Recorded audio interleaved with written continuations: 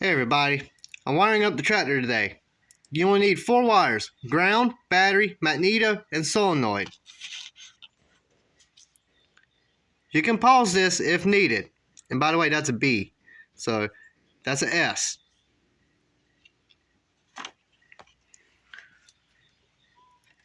G on key switch.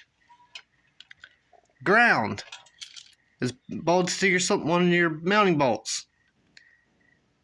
Battery, that's got a fuse on it. This white wire goes to solenoid, that's your S.